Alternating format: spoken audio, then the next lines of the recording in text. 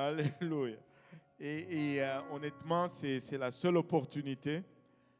Dimanche, c'est la fête de Père.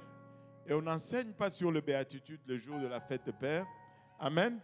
Et l'autre dimanche, c'est le rabbin qui va être avec nous. Et on n'enseigne pas sur les béatitudes lorsque le rabbin est là. Amen. Et donc, il faut le faire aujourd'hui. Amen. C'est maintenant. Amen. Donc, on va s'élever tous ensemble. On va aller dans la parole du Seigneur.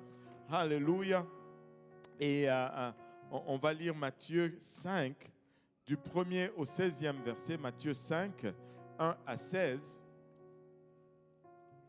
Matthieu 5, 1 à 16.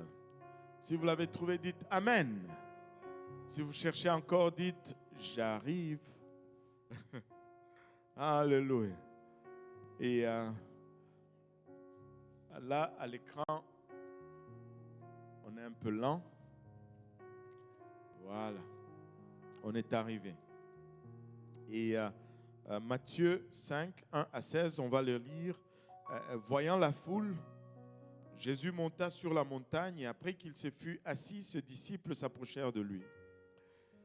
Puis, ayant ouvert la bouche, il les enseigna et dit, « Heureux les pauvres en esprit, car le royaume des cieux est à eux. Heureux les affligés, car ils seront consolés.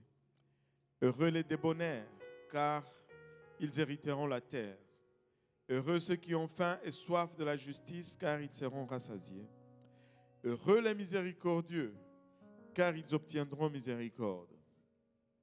Heureux ceux qui ont le cœur pur, car ils verront Dieu. Heureux ceux qui procurent la paix, car ils seront appelés fils de Dieu. Heureux ceux qui sont plutôt persécutés pour la justice, car le royaume des cieux est à eux. Heureux serez-vous lorsqu'on vous outragera, qu'on vous persécutera, et qu'on dira faussement de vous toutes sortes de mal à cause de moi. Réjouissez-vous et soyez dans l'allégresse, parce que votre récompense sera grande dans les cieux, car c'est ainsi qu'on a persécuté les prophètes qui ont été avant vous. Vous êtes le sel de la terre, mais si le sel perd sa saveur, avec quoi la lui rendra-t-on? Il ne sert plus qu'à être jeté dehors et foulé aux pieds par les hommes. Vous êtes la lumière du monde. Une ville située sur une montagne ne peut être cachée. Et on n'allume pas une lampe pour la mettre sous le boisseau, mais on la met sur le chandelier et elle éclaire tous ceux qui sont dans la maison. Que votre lumière luise ainsi devant les hommes, afin qu'ils voient vos bonnes œuvres et qu'ils glorifient votre Père qui est dans les cieux. On va prier tous ensemble. Seigneur, encore une fois, merci pour ton amour, merci pour ta bonté, merci pour le privilège que nous avons de nous retrouver ici ensemble, Papa, regardant ta parole encore une fois, réalisant combien, Seigneur Jésus-Christ, nous sommes des hommes naturels, des hommes charnels, et que cette parole qui est esprit, elle est folie pour nous, Seigneur. C'est pourquoi nous te prions, Seigneur Jésus-Christ, que tu nous aides et que tu nous oins aujourd'hui, afin que nous puissions la saisir, nous puissions la comprendre, que nous puissions la transmettre sans crainte, ni faveur, ni hésitation. Papa, aide-nous tous ensemble à la recevoir, afin qu'elle puisse germer en nous, qu'elle produise de fruits et que ce fruit nous conduise jusque dans la vie éternelle. C'est avec action de grâce dans le cœur que nous te prions ainsi, dans le nom précieux de Jésus. Nous disons tous au nom de Jésus. Alléluia. Avant de vous asseoir, est-ce qu'on peut battre nos mains pour le Seigneur? Juste.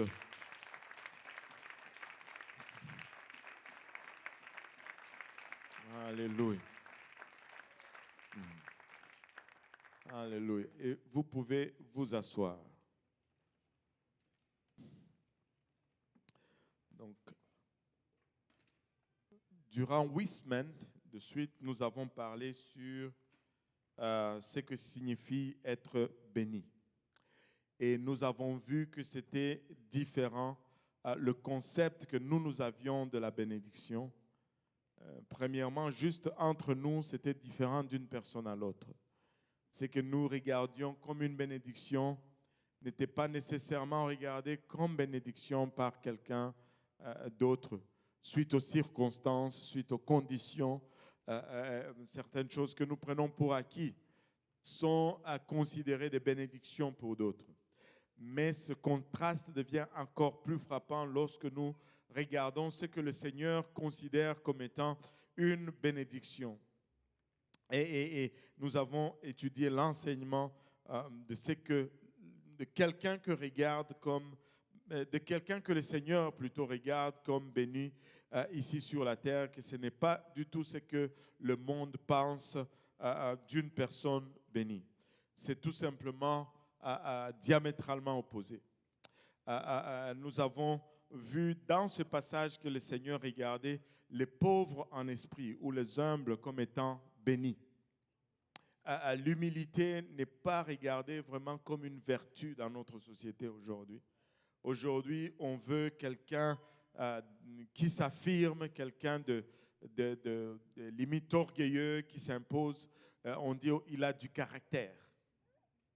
Et des fois, on va même dire qu'il a du chien. Moi, je ne veux pas avoir du chien. Je veux juste avoir de l'humain. Amen. Des fois, on est loin anyway. C'est loin. Mais le Seigneur dit que si tu es humble, tu es pauvre en esprit, tu es béni. Même si le monde te regarde comme n'étant pas béni, le Seigneur te regarde comme béni parce que tu es un héritier du royaume des cieux. Alléluia. Le Seigneur regarde les affligés comme étant bénis, c'est-à-dire les affligés, c'est ceux qui pleurent, en fait, ceux qui sont dans la douleur. Le Seigneur les regarde comme étant bénis, ceux qui font face à des situations tristes. Le Seigneur dit que tu es béni.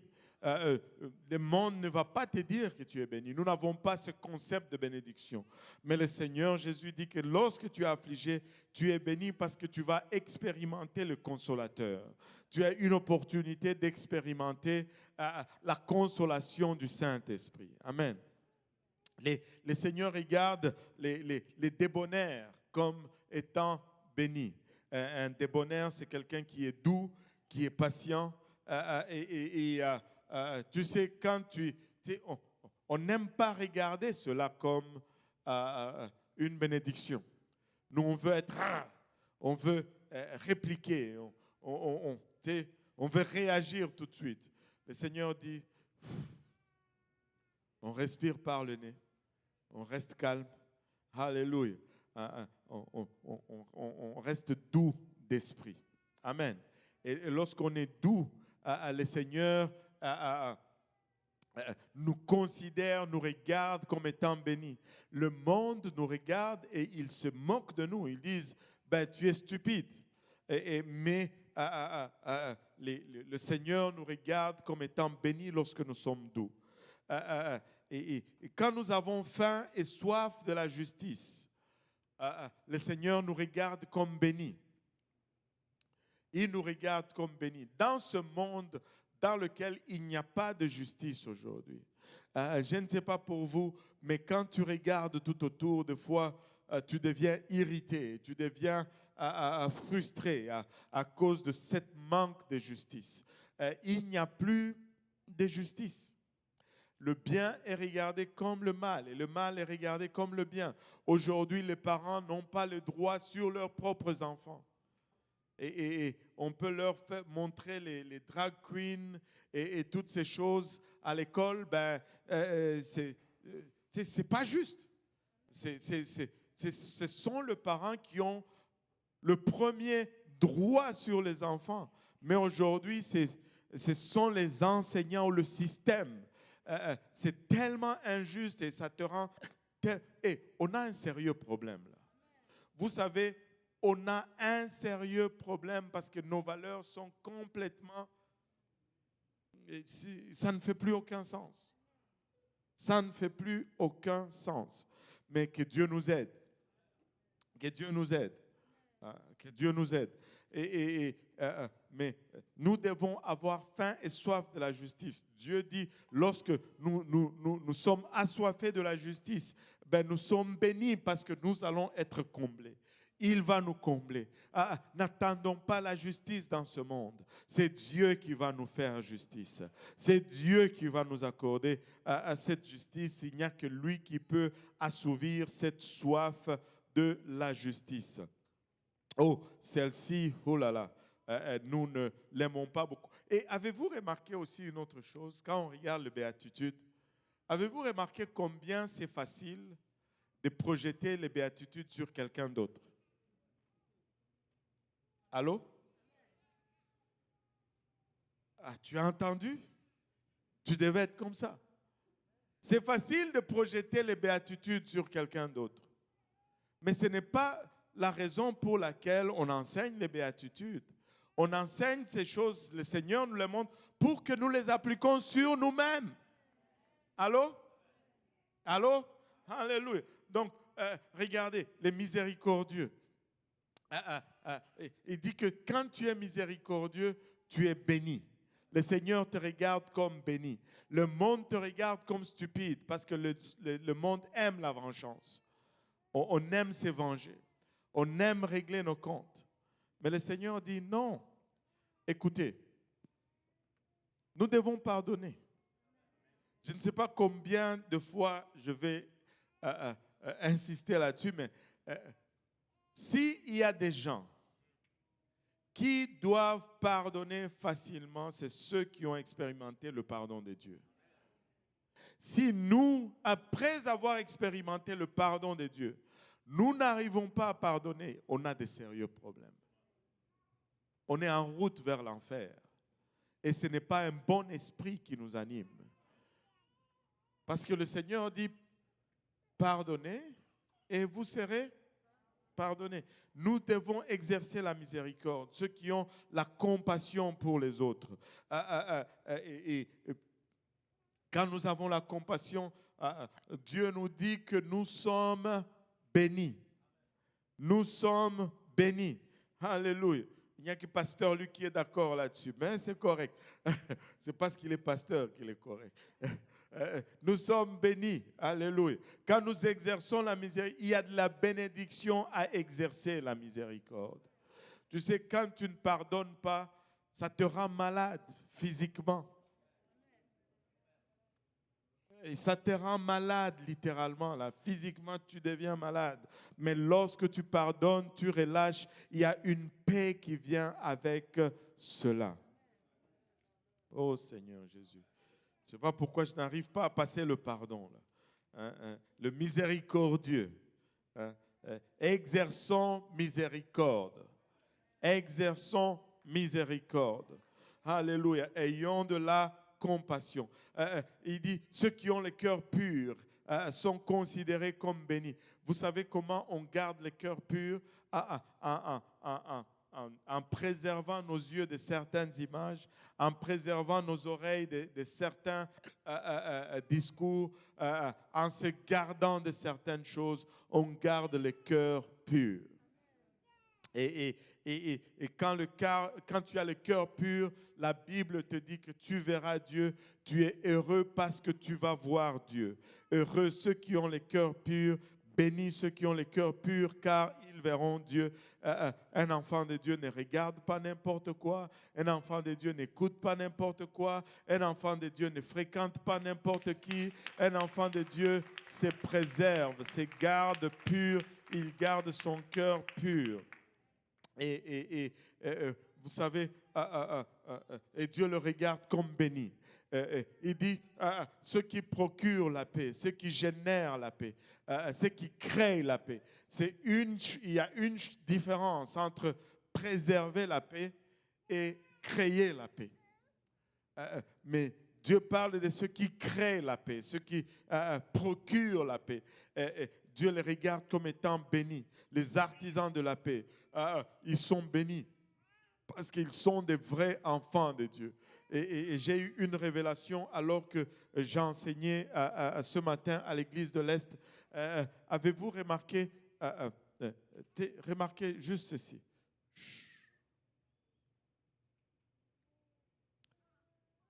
Quand c'est silencieux, il y a la paix. Hein? Quand c'est silencieux, il y a la paix. Et Dieu m'a donné une révélation. Moins on va parler, plus de paix on va avoir. Tu sais, des fois, nous tuons la paix parce que nous parlons trop. Ce qui nous regarde et ce qui ne nous regarde pas. C'est que dans lequel nous pouvons, les choses que nous n'avons aucun pouvoir décisionnel, aucune influence. Garde silence et tu vas avoir la paix. Garde silence. Nous devons être des faiseurs de paix, des procureurs de paix, des agents de paix. Et pour cela, nous devons parler moins. Moins tu parles, plus tu as l'opportunité de créer la paix. Ce qui me disqualifie, moi qui prêche. Alléluia. Alléluia, amen, gloire à Dieu. Je vais essayer de dire le moins de monde possible. Maintenant, les gens qui vivent ainsi, comme Jésus l'a enseigné, les gens qui sont bénis selon les regards du Seigneur, ils ont un effet sur le monde qui les entoure.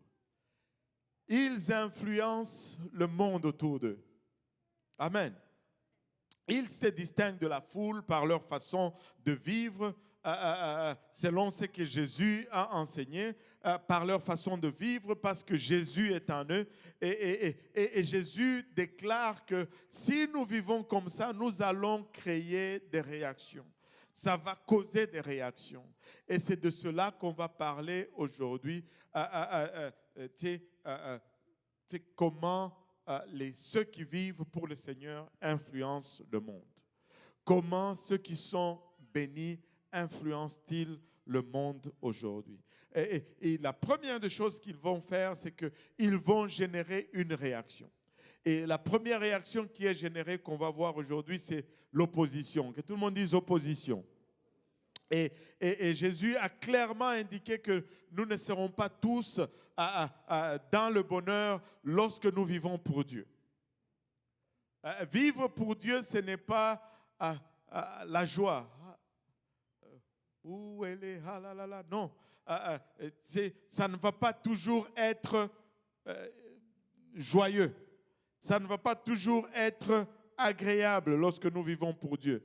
Mais il a dit plutôt ceci, que nous allons plutôt vivre ceci. Regardez, dans Matthieu 5, versets 10 à 12, il nous dit « Heureux ceux qui sont persécutés pour la justice, car le royaume des cieux est à eux. Heureux serez-vous lorsqu'on vous outragera, qu'on vous persécutera et qu'on dira faussement de vous toutes sortes de mal à cause de moi. Réjouissez-vous et soyez dans l'allégresse parce que votre récompense sera grande dans les cieux, car c'est ainsi qu'on a persécuté les prophètes qui ont été avant vous. » Il dit, heureux ceux qui sont persécutés pour la justice, car le royaume des cieux est à eux. Nous ne devons pas, quand on entend cela, cela ne signifie pas qu'on doit aller chercher la persécution. Allô? Nous ne sommes pas appelés à aller chercher la persécution, ni à développer un complexe de martyr. Avez-vous déjà rencontré des martyrs vivants? Ils souffrent plus que tout le monde. Leur situation est toujours la pire de toutes les situations. Il n'y a personne qui n'a autant de problèmes qu'eux. Au fait, si Dieu lui-même arrive à résoudre leurs problèmes, waouh, c'est tout un exploit. Mais ils sont martyrs. Non, nous n'allons pas aller chercher la persécution. Nous n'allons pas chercher la persécution pour nous dire que bon, voilà, nous allons être heureux. Non, non, non, ce n'est pas cela. Nous vivons tout simplement pour Dieu. Nous marchons tout simplement selon ce que la parole de Dieu déclare. Et lorsque le méchant le regarde, lorsque ceux qui ne vivent pas pour Dieu le voient, ils sont troublés. Et il y a une conviction qui vient sur eux. Et notre façon de vivre amène la conviction sur eux. Et leur réaction, c'est quoi? Persécuter. C'est-à-dire, ils vont s'en prendre à vous. Pour rien, ils vont s'en prendre à vous. et ils peuvent vous outrager. Ça, c'est ce que le Seigneur a dit. Il vous outragera. Ils vous outrageront. Ils peuvent vous outrager. C'est-à-dire, ils vont se moquer de vous. Ils vont vous ridiculiser pour votre mode de vie ou pour votre apparence. Ils vont vous traiter de tous les noms et cela va arriver. Mais pour l'amour du Seigneur, parce que vous êtes un disciple de Jésus-Christ, ils vont vous persécuter, ils vont se moquer de vous. Mais comment est-ce que pourquoi est-ce que c'est ainsi? C'est parce que tout simplement, ils sont sur l'influence d'un autre esprit et vous, vous êtes sur l'influence d'un esprit différent. Êtes-vous déjà arrivé à une place où quelqu'un vous regarde et il ne vous aime pas? Ce n'est pas parce qu'il vous connaît, ce n'est pas parce que vous avez fait quelque chose de mal à son endroit, mais juste l'esprit que vous avez et votre apparence fait que il ne vous aime pas tout simplement et il est méchant gratuitement avec vous. Mais le contraire est aussi vrai. Êtes-vous déjà arrivé à une place où en face d'un inconnu total, il ne vous connaît pas, vous n'avez rien fait pour mériter sa bonté, mais il vous aime tout simplement parce que. Et il vous aide tout simplement parce que. Vous savez, c'est parce que nous avons un esprit en nous. Et il y a un esprit dans chacun, mais il n'y a que deux esprits. Il n'y en a pas trois, il n'y en a pas quatre, il n'y a que deux sortes. Il y a l'esprit de Dieu et l'esprit de ce monde. Et on a soit l'un, soit l'autre. Il n'y a pas de camp neutre. Si on ne sert pas Dieu, on est en train de servir le diable. On en est peut-être inconscient, on n'en est peut-être pas tout à fait conscient, mais si on n'a pas Dieu, on a l'autre. Il n'y a personne qui est soi-disant vide ou nul ou neutre. Et c'est pourquoi il y a toujours cette confrontation, il y a toujours cette lutte. Alléluia. Regardez 2 Corinthiens 4, verset 3. 2 Corinthiens 4, verset 3 nous dit, si notre évangile est encore voilé, il est voilé pour ceux qui périssent, pour les incrédules dont les dieux de ce siècle a aveuglé l'intelligence afin qu'ils ne vissent pas briller la splendeur de l'évangile de la gloire de Christ qui est l'image de Dieu. Il y a un Dieu de ce siècle qui aveugle les gens. Il y a un esprit qui aveugle les gens et qui lutte constamment contre l'Église, contre le peuple de Dieu, contre les enfants de Dieu. Et tu sais, ils vivent sous l'influence du monde et lorsque vous arrivez au milieu d'eux, vous arrivez avec l'influence de Dieu. Il y a une puissance en vous, mais il y a aussi une puissance du monde en eux. Jésus est en vous et il y a maintenant un choc entre les deux esprits. Et le Saint-Esprit dans le Fils de Dieu va irriter l'esprit du monde. Va irriter l'esprit du monde. Je me rappelle encore, il y a un frère qui vient du Sénégal, qui est quelque part en Ontario. Là. Il s'est converti, il était d'origine musulmane avant, il s'est converti, il est venu au Seigneur, le Seigneur l'a rempli du Saint-Esprit et sa mère n'était pas contente. Sa mère a payé un billet de l'Europe pour retourner au Sénégal et l'amener chez le marabout pour lui prouver que ce qu'il avait n'était pas... Il dit, toi chrétien, pas de mon vivant. Il avait une sœur. Ils sont allés. Il dit, bon, allons-y. Ils sont allés là-bas. Arrivés chez le marabout, le frère avait peur parce que le marabout a commencé à dire des choses sur sa sœur, des choses qu'elle n'avait jamais dit à personne et qui étaient vraies. Et puis quand ils ont fait rentrer le frère, toi tu étais parti le voir, oui. C'est une personne réelle dont je parle, ce n'est pas fictif. Parce que vous me regardez comme si je racontais un film. Ce n'est pas un film, c'est du vécu. Alléluia. Et Pierre était allé le voir avec le pasteur Serge. Qui d'autre était allé le voir ici? Le frère Moria aussi était parti le voir. Et écoute, quand il entre devant le marabout dit non, pas lui. Sortez-le d'ici. Il dit, et puis le marabout dit à sa mère, il dit, dis à ton fils là de baisser un peu la puissance qu'il y a en lui. Regardez, il y a une puissance réelle pour ceux qui servent Jésus-Christ. Et c'est réel et c'est authentique. Il dit, baissez quoi? Toi, fais tes affaires. Et il était à mesure de ne rien faire. Et regardez, il y a vraiment une friction entre l'Esprit de Dieu et l'Esprit du monde. Alléluia. Et ils vont vous voir, vous arrivez, vous pensez que tout est correct, mais il y a une friction. Ils maudissent et ils jurent, ils utilisent le nom du Seigneur en vain. Mais là, vous arrivez, vous parlez bien, vous ne jurez pas, vous ne dites pas de mauvais mots, vous n'utilisez pas de mauvais mots, et votre bouche est propre et pure. Et quand ils voient cela, ils sentent la différence, ils savent la différence. Avez-vous déjà arrivé à une place où les gens parlent mal, mais quand vous arrivez, ils arrêtent tous de parler?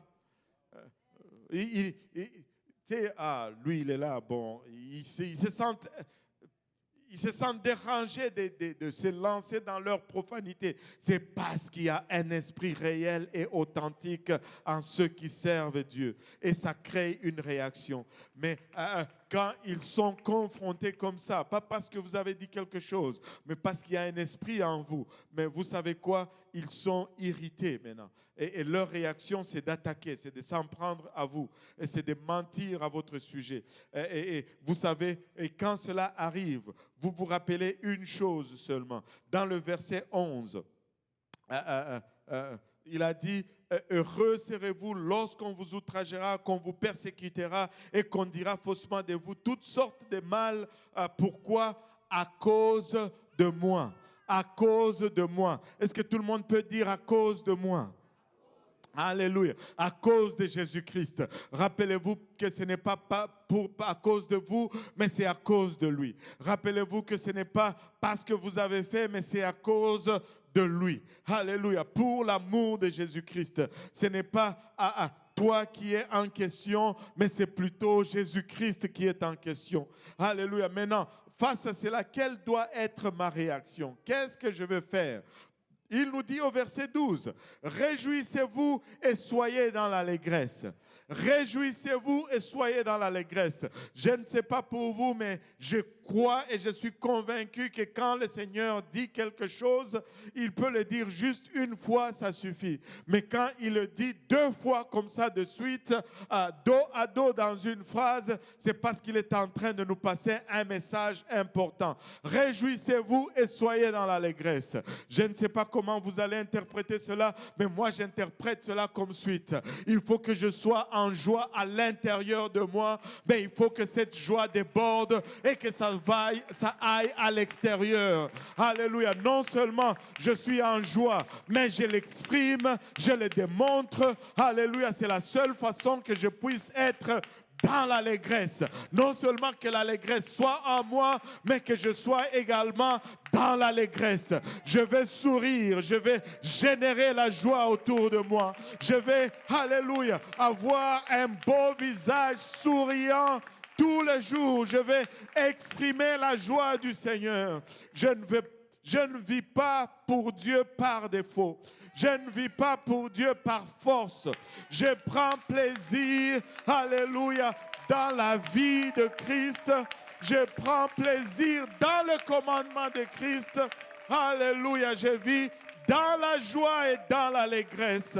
Soyez dans la joie, soyez dans l'allégresse, parce que votre récompense sera grande dans les cieux, car c'est ainsi qu'on a persécuté les prophètes qui ont été avant vous. Jésus nous demande de nous réjouir du fait que nous recevons, alléluia, de l'opposition. Lorsque nous sommes outragés, nous devons être contents. Alléluia. Pourquoi est-ce que nous devons être contents? Il nous dit, parce que nous venons de rejoindre une bonne compagnie, la compagnie des prophètes. Nous venons d'être listés sur la même liste que les prophètes. Lorsque nous sommes persécutés et que nous sommes joyeux, nous rejoignons le groupe de prophètes, le groupe de saints, ceux qui ont été les gens que nous regardons et nous admirons, les Jean-Baptiste, les Paul, les Pierre, tous ces gens. Et nous faisons partie du même groupe. Je ne sais pas pour vous, mais c'est une joie que de faire partie de ce groupe-là. Alléluia. Ils ont été persécutés. Et je ne sais pas si vous avez déjà étudié comment les apôtres sont morts. Ils sont tous morts des morts atroces, excepté Jean. Et ils ont été torturés, brûlés vifs. Et celui qui m'a marqué, je pense que ça m'a marqué à vie, c'est Thomas, je pense. Il a été dans une ville quelque part, en Turquie, en Asie, et il a prêché l'évangile. Les gens n'ont pas été contents. Ils l'ont attrapé, ils l'ont attaché le pied, ils ont lié le pied, ils ont attaché une corde à un cheval. Et ils sont partis au galop en circulant avec ce cheval partout dans la ville jusqu'à ce qu'il est mort. Imaginez-vous un être vivant attaché à un cheval qui part au galop et son corps est traîné partout. La tête cogne, la peau est graffinée jusqu'à ce qu'il meure. Quelle torture! Quelle torture! Mais ce sont ces gens-là avec qui nous nous retrouvons dans le même groupe. Écoutez, nous ne pouvons pas trop nous plaindre. Nous devons faire attention, alléluia, à ce que nous avons comme complainte. Oh, on s'est moqué de moi à l'école, alors je ne veux plus vivre pour le Seigneur. Oh, on a ri de mon accoutrement, alors je vais changer comment je m'habille. Hein? Vraiment? Ouh là là! Ces jours-là, devant le trône, Thomas à côté de toi, et toi tu es là, il te dit, waouh, toi tu viens de 2023. Waouh, c'était impressionnant. Mais comment donc tu es mort pour le Seigneur?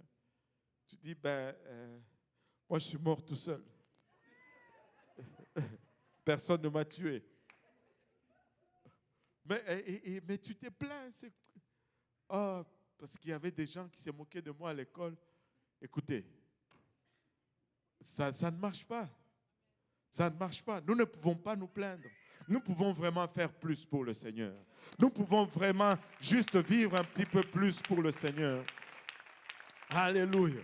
Alléluia. Ne vous découragez pas aujourd'hui lorsqu'on se moque de vous, on vous outrage, on raconte. Et écoutez, nous quand on est venu au Seigneur, ma famille, j'avais juste ma femme et après Sifa est venue. Quand on est venu au Seigneur et qu'on a commencé à appliquer la sainteté, dans nos réunions de famille, là, on nous appelait les talibans. Ce n'est pas gentil ça, appeler quelqu'un les talibans. On nous appelait les talibans parce que ma femme et ma fille portaient des jupes et des robes. On était des talibans. Mais ne vous découragez pas. Réjouissez-vous. Gardez le sourire. Alléluia. Même les talibans, ils sourient de temps en temps. Souriez, servez Dieu. Alléluia. Parce que vous êtes en bonne compagnie. Vous êtes en bonne compagnie. Alléluia. Qu'est-ce qu'il a dit d'autre? Le Seigneur a dit que nous serions le sel de la terre. Il a dit, nous allons être le sel de la terre. Vous voyez, nous vivons avec le sel tous les jours aujourd'hui. Tu sais, quand tu transpires, là, as-tu déjà goûté à ta transpiration? Ça goûte du sel. Le frère Brunel y a goûté. En tout cas, moi et lui, nous avons goûté à la sueur. Ça goûte le sel. Et donc, il y en a partout, le sel. Le sel aromatise ou donne la saveur à notre nourriture. Prenez n'importe presque quel produit d'alimentation, comment on dit, qu'on a travaillé dessus, là, vous allez trouver du sel dans la liste d'ingrédients. Maintenant, avez-vous déjà mangé des chips à faible teneur en sel? Et vous avez trouvé ça comment? Pas bon. En tout cas, au moins on est honnête ici. Et à l'Est, j'ai dit, comment vous trouvez les chips sans sel? Ils m'ont dit, sans sel. Ça, c'est une autre façon de dire pas bon. Et le sel augmente la saveur. Le sel ressort le goût d'un aliment. Moi, je ne veux pas des chips à faible sel. Non, les chips avec sel. Ou bien, je ne mange pas les chips. Vous savez, il y a des gens qui ont des problèmes d'hypertension et ils mangent des repas non salés. Est-ce qu'il y a quelqu'un qui mange des repas non salés ici? Peut-être Papy Léon. Voilà, Papy Léon. Oh, bon manangaye. Tu sais, il y a au moins 3 personnes. Oh là là. Vous savez, si vous habitez la même maison, très souvent, il va y avoir 2 casseroles pour les hyper tendus et pour les hyper relax. Et si par hasard, on te sert la nourriture de la personne au régime, là, je peux te garantir que premier bouchée, tu sais déjà qu'on s'est trompé sur la casserole. Juste une première bouchée, tu le sais déjà. Ça, c'est la nourriture de Maman Tilmé, ça. Ce n'est pas pour moi. Parce que c'est autant que le sel nous affecte. Amen. Alléluia. Et on n'utilise pas beaucoup de sel dans la fabrication du pain. C'est juste une petite quantité. Et même, il faut y penser pour réaliser que ça goûte un peu le sel dans le pain. Mais, si on ne met pas cette quantité de sel dans le pain, il n'est pas bon du tout. Ce n'est pas du pain, c'est autre chose. C'est de la farine cuite, mais ce n'est pas du pain. Et vous savez, au Moyen-Orient, il y a des endroits où on trouve des grandes quantités de sel, mais le sel peut perdre sa saveur. S'il est exposé aux éléments de la nature, aux intempéries, pour un certain temps, la pluie, le soleil, etc., il devient insipide, il perd sa saveur, il ne goûte plus rien, et quand il ne goûte plus rien, il n'est pas bon. En tout cas, en passant, c'est pourquoi je n'ai jamais réussi à aimer le tofu. C'est le tofu ou le tofu? Je sais. Tofu? Ok. Vous savez cette affaire blanc là. Il y a des gens qui aiment ça. Ça goûte rien cette affaire. Je ne sais pas pourquoi on mange ça. Mais le sel peut perdre sa saveur. Quand il est exposé aux intempéries, il ne goûte plus rien et il n'est plus bon. Amen. Et lorsque le sel aussi, regardez ceci, lorsque le sel entre en contact avec la terre et repose sur le sol pendant un certain temps, lorsque le sel reste en contact avec la terre pendant un bon nombre de temps, il perd sa saveur. Il perd sa saveur. Il perd sa saveur. Si tu laisses le sel sur la terre, après un temps, tu viens le chercher, il ne goûte plus rien. La terre vole la saveur. Laissez-moi vous rappeler ceci. Dieu a pris la poussière de la terre pour former la chair. Ce qui est charnel fait perdre la saveur au sel. Ce qui est charnel fait perdre la saveur au sel. Nous devons garder notre sel bien savoureux. Et Jésus a dit que les personnes bénies, celles qui vivent selon les béatitudes, sont les sels de la terre. Ce sont eux qui parfument ou qui aromatisent la société avec les attributs de Christ. Vous savez, nous devons être le sel de la terre. Là où nous sommes, nous devons créer une atmosphère agréable. Là où nous sommes, nous devons rendre la vie, alléluia, digne d'être vécue. Et ce n'est pas une coïncidence, ce n'est pas une surprise que lorsque on ne connaît pas Dieu, lorsque on n'a pas Dieu dans sa vie, c'est très facile facile de se suicider parce que la vie ne goûte pas bon. Mais lorsqu'on a Dieu, la vie goûte bon. Alléluia. Oh Seigneur. Alléluia. Parce qu'il y a du sel là-dedans.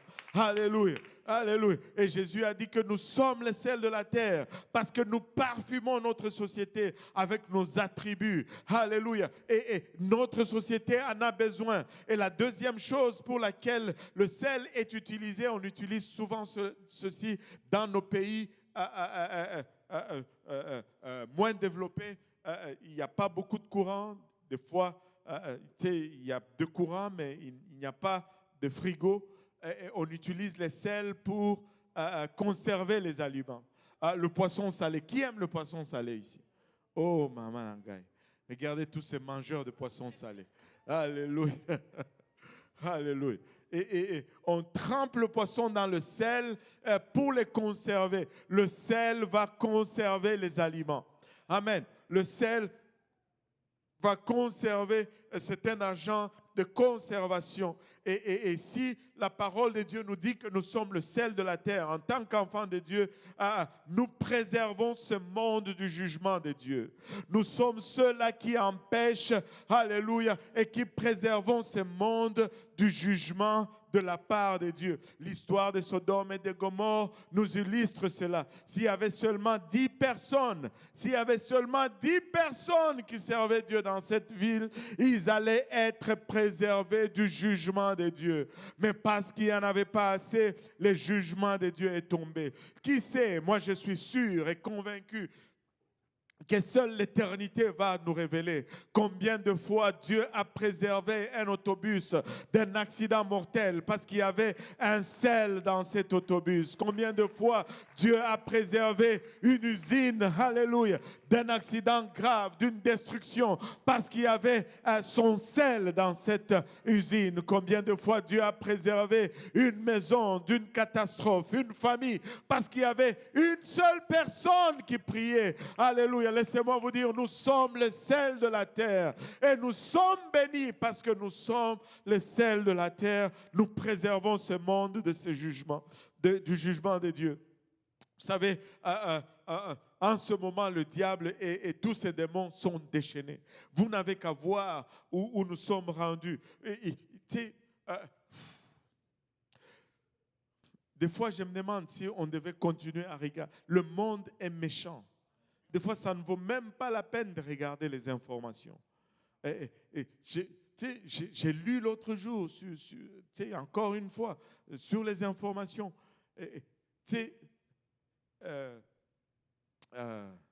Quelqu'un qui a mis une caméra dans des sentiers de bois, là, parce qu'il voulait observer les lions de montagne, là, les bobcats qu'on les appelle. Je ne sais pas comment, les lynx ou quelque chose comme ça. Il voulait les observer. Et là, quand il regarde l'image sur ces caméras, il voit des femmes nues en train de manger d'un cadavre de chevreuil mort sur le chantier. Dans la nuit, nues, en train de manger de la viande d'un cadavre en décomposition. Le monde dans lequel nous vivons est méchant. Il n'y a que le chrétien qui joue avec les choses spirituelles. Ceux qui servent le diable sont radicaux. Mais quand nous disons il faut être radical, oh, vous exagérez. Tu ne peux pas exagérer. La seule façon, c'est d'être radical avec la parole de Dieu. C'est la seule façon que nous allons y avoir pour faire face à ce qu'il y a là dehors. Tu sais, comment tu vas te tenir avec quelqu'un qui se promène nu dans le bois et qui mange un cadavre en décomposition? Ce n'est pas une petite prière du matin, là. Ça prend une marche de sanctification. Alléluia. Une vie dédicacée au Seigneur. Alléluia. On ne peut pas jouer. On ne peut pas jouer. Il faut être intense. Je veux vivre pour Dieu et je veux vivre tout pour Dieu. Alléluia. Les diables sont déchaînés. Mais, si c'était seulement que de sa volonté, on serait tous morts ici. Comme un ancien disait que si c'était de la volonté de Dieu, plutôt du diable, toutes nos voitures allaient être impliquées dans le même accident, juste au coin d'ici de O'Brien et Poirier.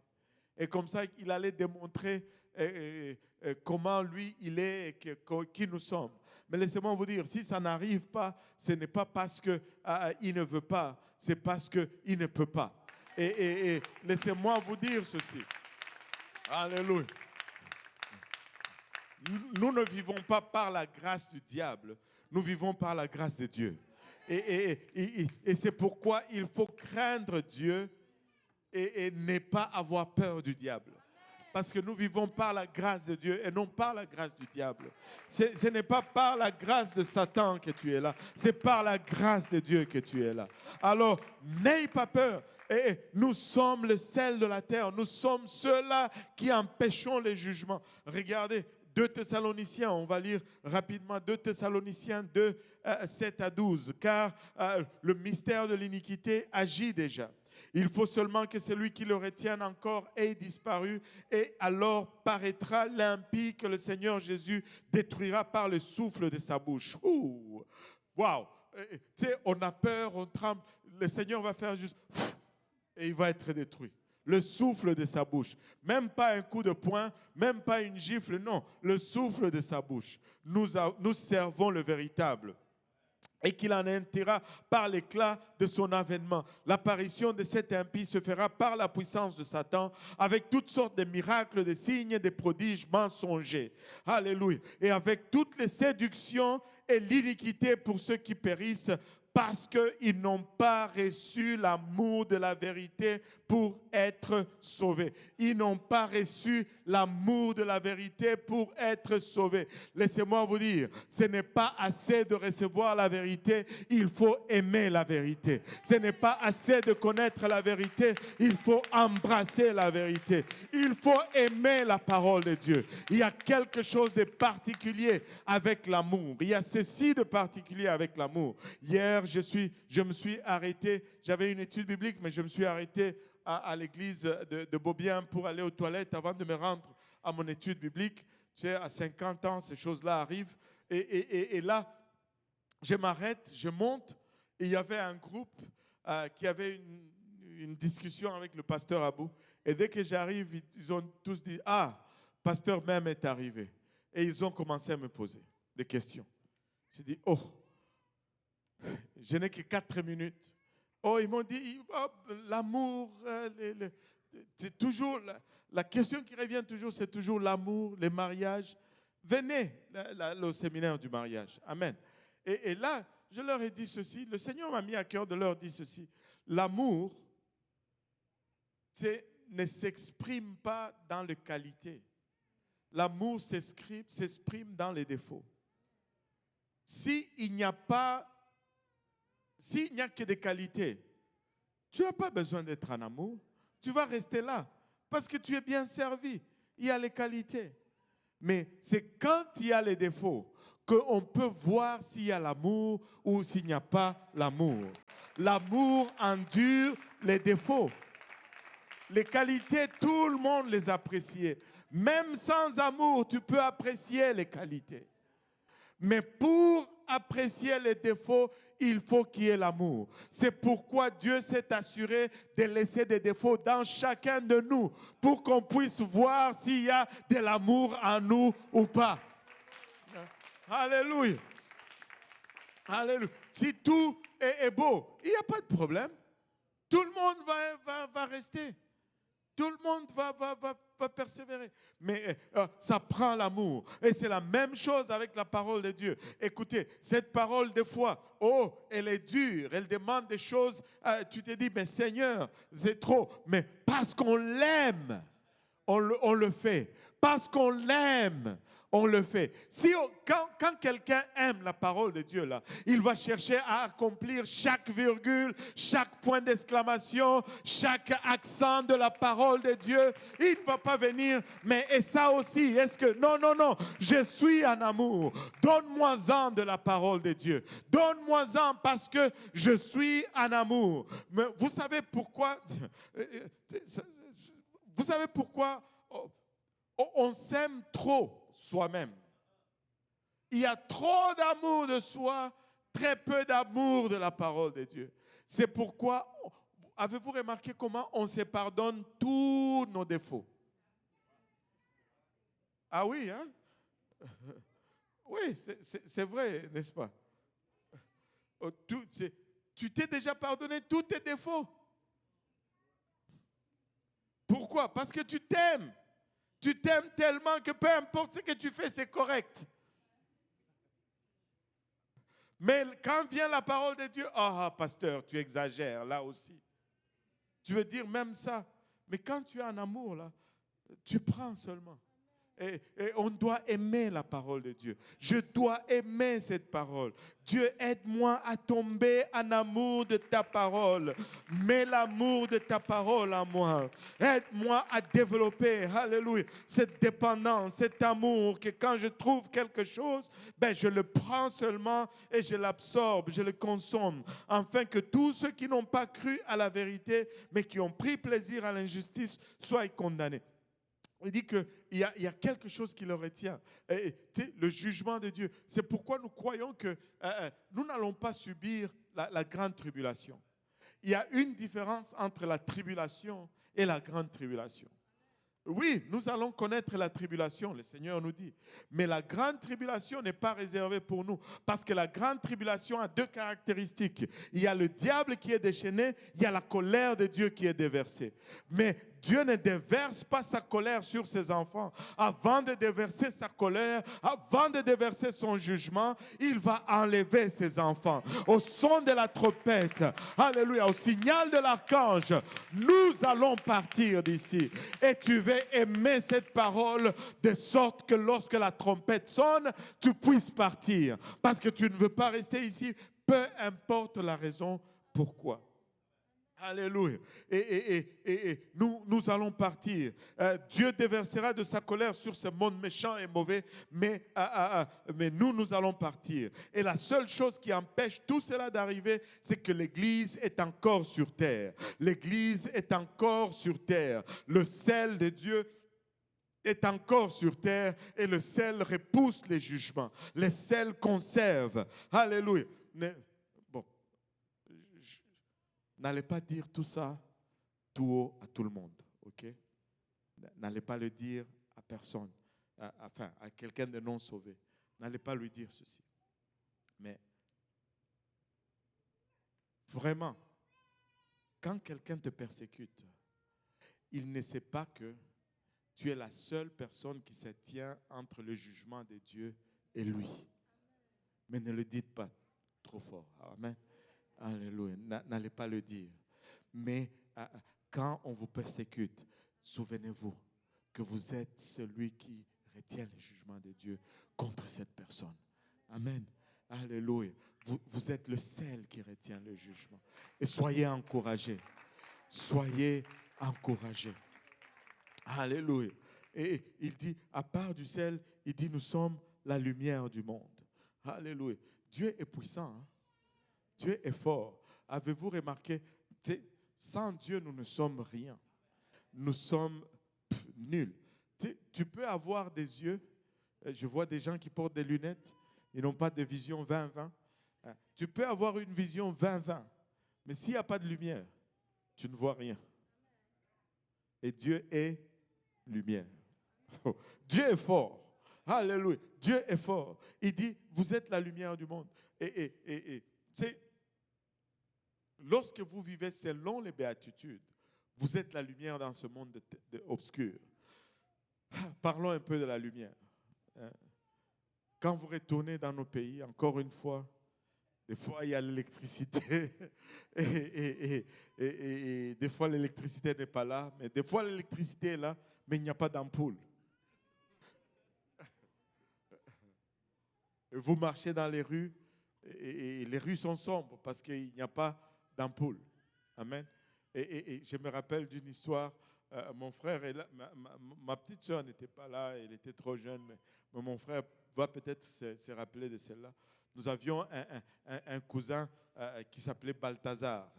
Il était petit de taille, mais il était tellement fort, costaud, on l'appelait Gentro. Lui, il tapait tout le monde. Si quelqu'un te provoque, tu vas chercher cousin Balthazar, il te règle ça sans problème. Peu importe ta taille, il te prenait là. Il était fort. Un jour, il revenait, je ne sais pas, d'un deuil ou quelque chose, et c'était tard le soir, minuit, 1h du matin.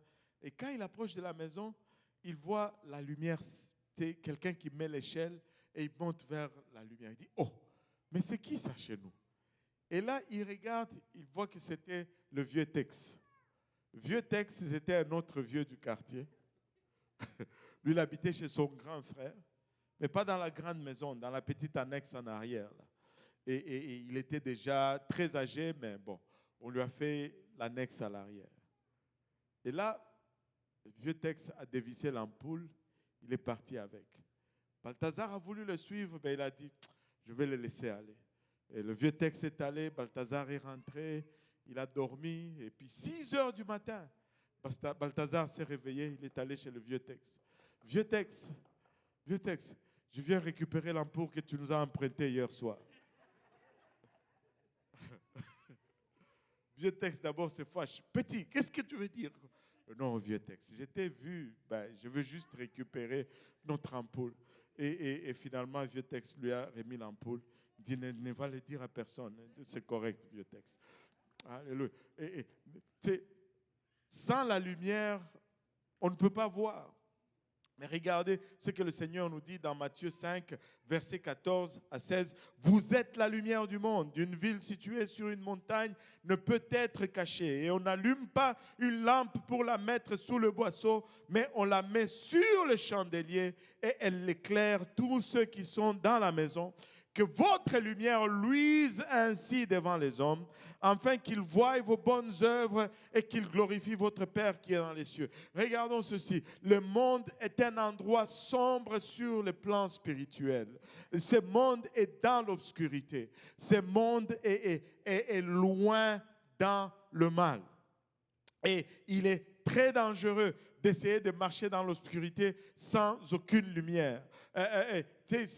Tu peux avoir une vision 20-20, mais s'il n'y a pas de lumière, c'est dangereux de marcher. Souvenez-vous, encore une fois, au pays, à l'époque, quand on avait encore, les toilettes étaient encore dehors. Qui se souviennent de ce temps-là? Les toilettes, c'était dehors et ce n'était pas dans la maison. Et avant d'aller au lit, vous vous assurez de ne pas trop boire et d'aller aux toilettes. Parce qu'au milieu de la nuit, si vous voulez sortir dehors pour aller aux toilettes, c'est à vos risques et périls. Parce qu'il n'y a pas de lumière. N'importe qui peut être caché dans l'ombre et vous attaquer. Tu peux trébucher sur n'importe quoi. Tu sais, la lumière est importante. S'il n'y a pas de lumière, on trébuche. Jean 11, verset 10 nous dit, mais si quelqu'un marche pendant la nuit, il bronche, c'est-à-dire il trébuche, parce que la lumière n'est pas en lui. Jean 11, verset 10. Jean 11, verset 10. Mais si quelqu'un marche pendant la nuit, il bronche. Le mot broncher ici, ça veut dire il trébuche parce que la lumière n'est pas en lui. Regardez Philippiens 2, 15 nous dit, afin que vous soyez irréprochables et purs, des enfants de Dieu irrépréhensibles au milieu d'une génération perverse et corrompue parmi laquelle vous brillez. Que tout le monde dise briller.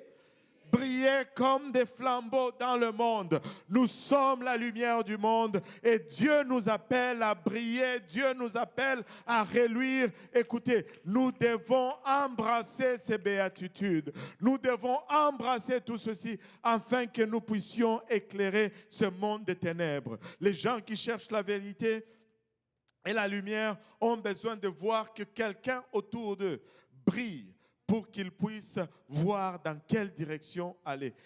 Les gens ne vont pas voir le cœur. Les gens ne vont pas voir ce qu'il y a à l'intérieur. Les gens voient ce qui est apparent. Alors, il faut que ce qui est apparent reflète la lumière. Il faut que ce qui est visible, alléluia, transmet le message. Je ne peux pas garder Jésus en otage à l'intérieur. Il faut qu'il brille à l'extérieur. Il faut qu'il soit exposé. Alléluia. Je dois paraître comme un enfant de Dieu. Je dois marcher comme un enfant de Dieu. Je dois parler comme un enfant de Dieu. Je dois m'amuser comme un enfant de Dieu. Il y a des lieux que je ne fréquente pas parce que je suis un enfant de Dieu. Oh Seigneur, aide-nous. Alléluia. Au verset 15, il dit, on n'allume pas une lampe pour la mettre sous le boisseau, mais on la met sur le chandelier et elle éclaire tous ceux qui sont dans la maison. Et que votre lumière luise ainsi devant les hommes, afin qu'ils voient vos bonnes œuvres et qu'ils glorifient votre Père qui est dans les cieux. Les gens doivent voir que tu es différent à cause de Jésus-Christ. Les gens doivent voir la différence. Écoutez, des fois, ils vont se moquer. S'ils se moquent, c'est parce que l'Esprit en eux est en train d'essayer d'éteindre la lumière que tu es en train de faire reluire. Alléluia. Réjouis-toi, sois dans l'allégresse et marche pour Dieu, vis pour Dieu. Alléluia. La lumière du monde vit en toi. Et tu ne peux pas marcher de n'importe quelle façon, tu ne peux pas parler de n'importe quelle façon, tu ne peux pas te comporter de n'importe quelle façon, tu dois démontrer cette lumière. Alléluia. Et lorsque nous naissons de nouveau par l'évangile qui est la mort, l'ensevelissement et la résurrection de Jésus-Christ, et que nous sommes remplis de son esprit, et nous le faisons comment? Par le baptême d'eau, le baptême du Saint-Esprit, et la repentance, le baptême d'eau et le baptême du Saint-Esprit. C'est là, est-ce qu'on peut se lever tous ensemble? Lorsque nous sommes régénérés comme ça, nous sommes nés de nouveau, nous sommes remplis du Saint-Esprit, et que nous avons l'Esprit de Dieu en nous. Ce n'est pas pour nous glorifier. Allô? Ce n'est pas pour nous glorifier. Certes, c'est pour nous sauver, mais pas pour nous glorifier. Ce n'est pas non plus juste pour que nous puissions parler en langue. Des fois, les gens s'arrêtent au parler en langue. Savez-vous qu'il y a des gens qui parlent en langue qui vont aller en enfer? Allô? Alléluia. Nous devons démontrer le fruit de l'Esprit. Alléluia. Ce n'est pas seulement pour cela, mais c'est premièrement pour mettre du sel et de la lumière dans le monde. Nous devons amener le sel et la lumière dans ce monde. Nous devons devenir de sel et de lumière dans ce monde. C'est le samedi, le dimanche, le lundi, j'étais très malade, je me sentais très mal. J'ai fait une infection urinaire et le lundi, je me sentais vraiment très mal. À l'hôpital, on m'a prescrit des antibiotiques et ils sont là en haut quelque part. Et des fois, quand je sors et que je sais que je ne veux pas rentrer à l'heure, je les amène avec moi dans ma poche. Mais je peux les avoir avec moi dans ma main. Je peux les avoir dans ma poche, ces antibiotiques. Je peux le mettre en dessous de mon oreiller et dormir dessus, la tête dessus. Mais ils ne vont pas guérir mon mal. Parce que je ne les ai pas consommés. Je ne les ai pas absorbés. Ils ne font pas partir de moi. C'est bien beau d'étudier les béatitudes. Mais si nous ne les consommons pas, si nous ne les absorbons pas, ils ne vont pas produire en nous les effets qu'ils sont supposés produire. Nous ne voulons pas juste être des entendeurs de la parole. Dieu seul sait combien de sermons nous avons entendus de cette chair. Et je ne sais pas pour vous, peut-être c'est juste mon favoritisme, mais ça c'est une des chaires les plus difficiles sur laquelle prêcher ici à Montréal. Parce qu'il y a tout calibre de prédicateurs qui viennent ici. Et tu es toujours intimidé parce que tu dis, waouh, qu'est-ce que je vais apporter après cela? Mais tout cela ne nous servirait de rien si nous n'absorbons pas cela, si cela ne devient pas partie de nous. Donc, en cette dernière leçon sur les béatitudes, je veux nous inviter en avant, les hommes à ma gauche, les dames à ma droite, si nous pouvons venir vraiment tous sans exception, que nous prions que Dieu nous aide, non seulement à connaître ces choses, mais à les vivre, à les mettre en pratique. Je sais qu'il y a peut-être des besoins ou quoi que ce soit, mais laissez-moi vous dire, si nous pouvons arriver à cette place où ceci fait partie de notre ADN, nous allons bouleverser cette ville. Nous allons être des sels et des lumières. Nous allons préserver. Nous allons éclairer. Nous allons pardonner. Nous allons être humbles. Nous allons guider. Nous allons faire reluire la splendeur et la gloire de Dieu dans cette ville et dans cette province. Alléluia. Mais cela nous servirait de rien si nous n'absorbons pas ceci. On peut dire, oh, quel bel enseignement. Mais si cela n'entre pas en nous, c'est complètement inutile. C'est complètement inutile. Donc, notre prière aujourd'hui, c'est que Dieu nous aide. Amen. Est-ce que nous pouvons prier d'un commun accord aujourd'hui? Que le Seigneur touche nos cœurs. Alléluia.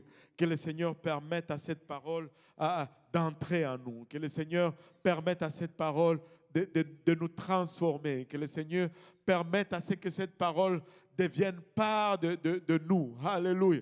Que ça devienne part de qui nous sommes complètement et totalement. Alléluia.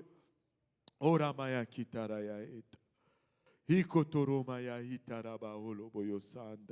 En élevant nos voix vers le Seigneur, alléluia, pouvons-nous lui ouvrir nos cœurs pour un moment, pouvons-nous lui parler pour un moment. Alléluia, Seigneur, je veux être un sanctuaire, Seigneur.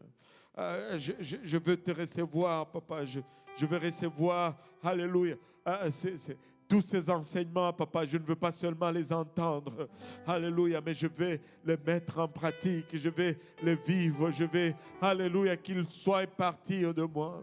Papa, je vais les digérer, Papa, je vais les consommer, Seigneur. Je veux être changé par ta parole, Papa.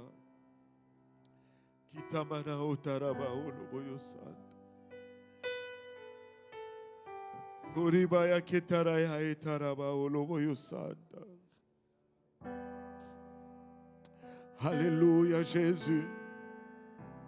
Alléluia Seigneur. Alléluia Jésus. Papa, permet au Père, il a bachata, que ta parole puisse, Papa, m'inonder, Seigneur. Que ta parole puisse prendre racine dans mon cœur, Papa. Je refuse une simple connaissance intellectuelle, Papa. Je veux passer à cette partie, à cette étape, Père, où, alléluia, ta parole devient une partie intégrale de moi-même. Je vais être transformé, Papa. Je vais être touché par cette parole. Ikotomanaya itaraba oloboyo sanda. Korimaya etaraba oloboyo sataraba kilaya eta. Papa, je veux être, Papa, béni, Papa, selon ce que tu instruis comme étant une bénédiction. Et non selon comme ce monde, Papa. Que ton humilité, Papa, soit ma part, Seigneur. Alléluia.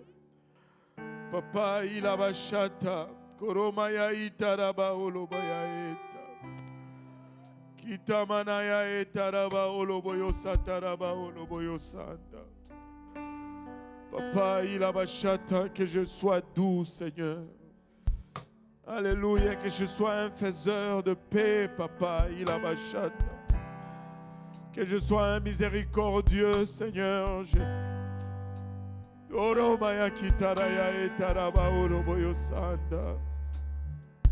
Alléluia, Seigneur. Je ne veux pas juste entendre, Papa, alléluia, et sortir de ces lieux de la même façon que je suis entré, Papa. Oh, Père, que ta parole me transforme aujourd'hui. Crée en moi un cœur pur. Crée en moi un cœur pur, Seigneur. Crée en moi un cœur pur, Papa. Et renouvelle en moi un esprit bien disposé, Seigneur. Papa, tourne ta face vers moi, Seigneur. Papa, génère en moi l'amour de ta parole, Seigneur. Père éternel, il a bachata. Koromaya itaraba oloboyo sandaraba olobaya. Kitamana otaraba oloboyo sataraba oloboyo sa. Kotoromaya itaraba oloboyo sataraba kotoroya eta. Oh Jésus, ikatamana otaraba oloboyo sanda. Koremaya etaraba oloboyo sanda. Kariaramaya kitaraya etaraba oloboyo sanda. Sonde-moi et connais-moi, éternel, il a bachata. Enlève de mon cœur, Papa, toute forme d'hypocrisie, Seigneur. Papa, il a bachata. Tout dédoublement de personnalité, Seigneur Jésus. Alléluia, il a bachata. Papa, place l'authenticité à moi, Seigneur. Que je sois authentique, que je sois sincère, Seigneur. Papa, enlève toute duplicité, Seigneur Jésus. Il a bachata. Marekataraya etaraba oloboyosata. Papa, que je sois réel, que je sois authentique, Papa. Que je sois réel, que je ne sois pas faux, Seigneur. Papa, il a bachata raba oloboyosanda. Inonde mon cœur, Papa, de ton amour. Inonde mon cœur, Papa, de l'amour de ta parole, Seigneur. Jésus, Imanaya Heta. Imanaya Hetara Koloya Heta. Imanaya Hetara Kolomaya Heta. Oh Jésus. Koromaya Itaraba Oloboyosandaraba Oloboyosa. Oh Jésus. Oramaya Kitaraya Etaraba Oloboyosa. Oh Jésus. Alléluia. Rien n'est caché devant toi, Père. Sonde-nous aujourd'hui et connais-nous, Papa. Enlève de nous, Papa, toute méchanceté, Seigneur. Toute duplicité, Papa. Alléluia.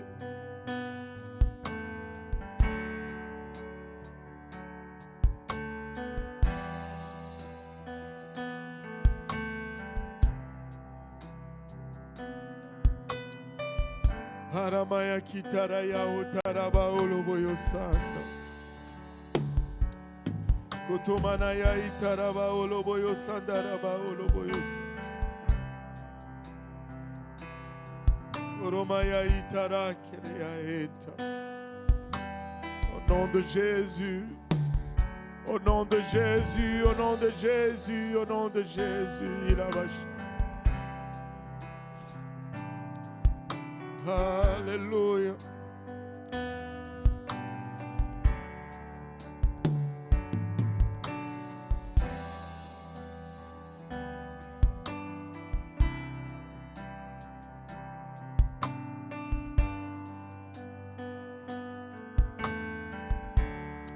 Alléluia, Seigneur.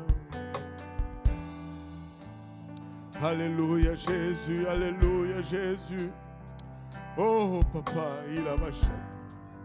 Sonde-nous aujourd'hui. Sonde-nous aujourd'hui, Papa. Enlève tout orgueil, Seigneur.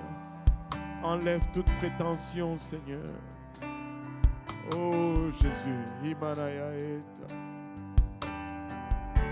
Imana kitaraya eta raba oloboyosa. Alléluia. Alléluia, Seigneur.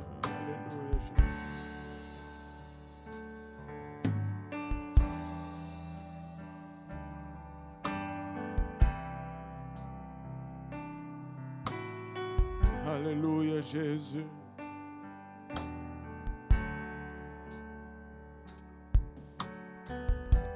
Alléluia, Seigneur.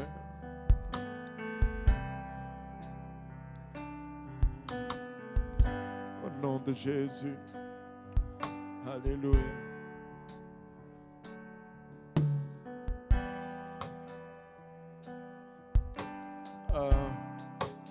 il y a un bébé de 2 ans, Andiski Alexis, parce que la famille est encore ici. Oui, c'est le bébé pour qui on doit prier.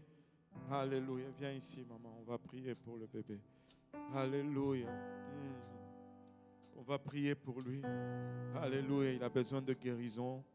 Alléluia. Du diabète. Alléluia.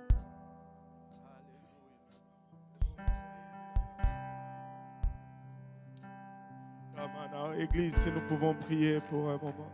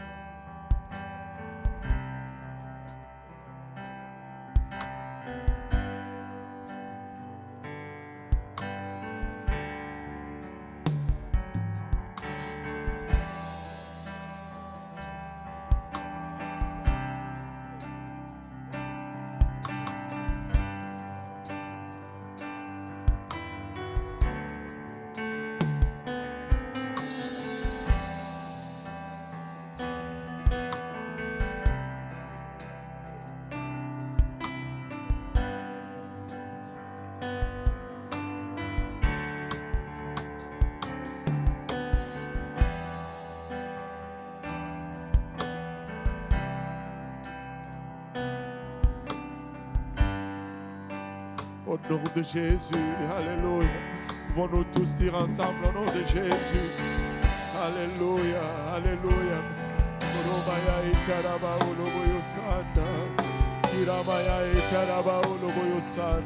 Il y a des gens qui sont en train de recevoir le Saint-Esprit. Église, si nous pouvons élever nos voix juste pour un moment. Si nous pouvons l'exalter. Alléluia. Si nous pouvons le magnifier pour un moment. Si nous pouvons lui témoigner notre reconnaissance. Oh Ramaya Eta. C'est ça, c'est ça. Oh Kataraya Itaraba Oloboyo Santa. Iroboyo Etaraba Oloboyo Santa Raba Oloboyo Santa.